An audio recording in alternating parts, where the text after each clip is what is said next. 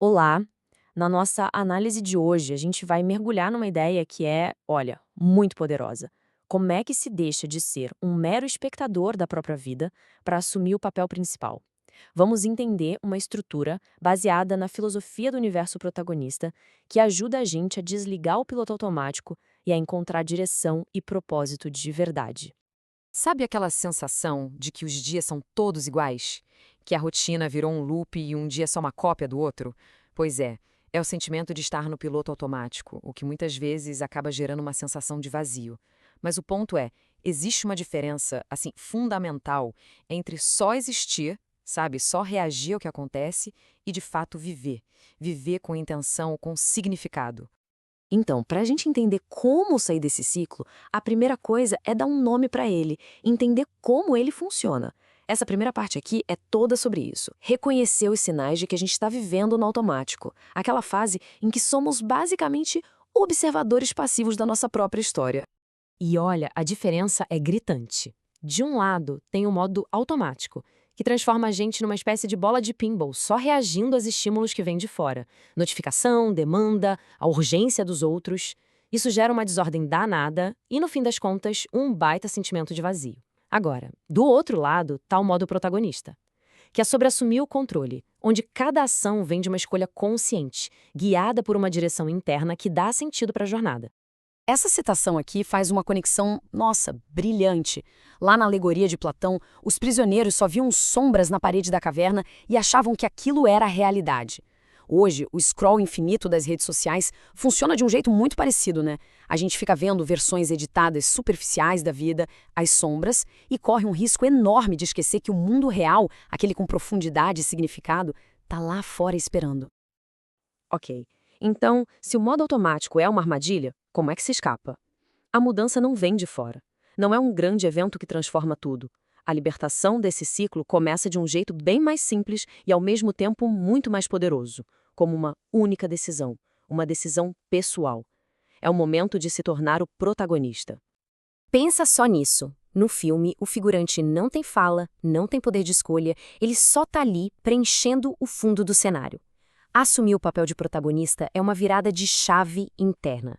É aquela decisão silenciosa de pegar o roteiro da própria vida e começar a escrever as próprias cenas, em vez de só seguir o fluxo que os outros ditam.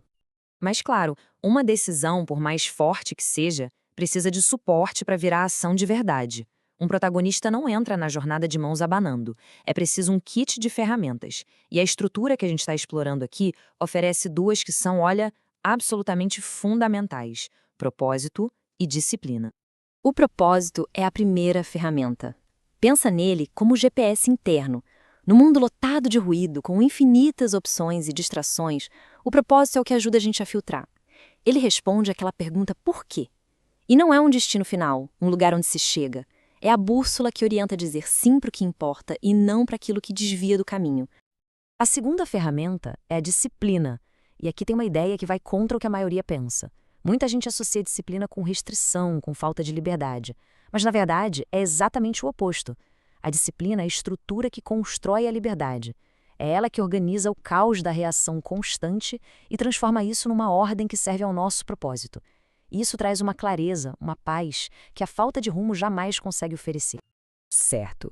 Com a bússola do propósito e a estrutura da disciplina em mãos, a grande pergunta é: por onde começar? E a resposta não está em mudanças drásticas, revolucionárias. A transformação de verdade acontece quando o abstrato vira concreto, por meio de pequenos passos consistentes que acabam gerando mudanças gigantescas. E aqui vai um exemplo prático e muito poderoso, um teste de só 7 dias. Começa com 2 pilares. Primeiro, o sono, que é a base da nossa energia, da clareza mental. Organizar o sono é o primeiríssimo ato de colocar a casa em ordem. Segundo, o foco. Dedicar míseros 20 minutos por dia a algo que alimenta o propósito. Isso mostra perfeitamente que a jornada do protagonista começa com ações pequenas, gerenciáveis. E os resultados dessa pequena dose de ordem são profundos. Mais fôlego ao acordar no lugar daquela exaustão crônica. Decisões mais calmas tomam o lugar da ansiedade reativa. Presença de verdade nas conversas combatendo a distração constante. E, o que é crucial, o tempo de tela inútil diminui. Naturalmente, porque agora existe algo mais importante para fazer. É um efeito cascata positivo.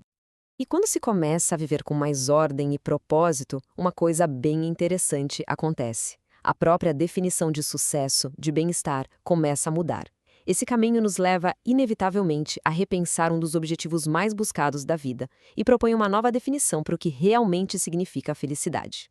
A cultura moderna muitas vezes vende a felicidade como uma emoção que passa rápido, uma compra nova, uma viagem, um pico de euforia. Os gregos antigos tinham um conceito diferente, muito mais profundo: eudaimonia. Não se trata de sentir-se bem o tempo todo, mas de ser bem. É o florescimento humano que vem de uma vida construída em cima de bons hábitos, virtudes e escolhas alinhadas a um propósito, ao longo do tempo.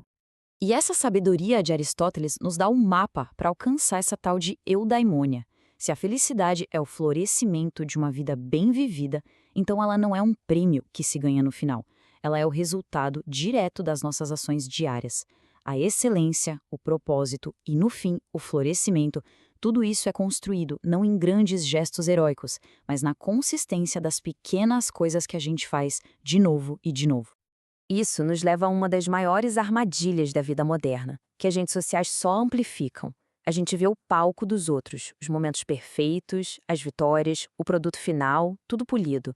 E aí a gente compara isso tudo com os nossos bastidores. O processo bagunçado, o esforço, as dúvidas, as imperfeições. Essa comparação é totalmente injusta e só gera frustração. Nos faz esquecer que a realização de verdade é construída no trabalho diário, nos bastidores. No final das contas, essa estrutura toda não é uma promessa de uma vida fácil, sem desafios. Muito pelo contrário, é um convite para uma vida com mais significado. Ela não remove os obstáculos, mas oferece a dignidade e o poder de segurar a caneta e ser o autor da própria história. A pergunta que fica então é essa: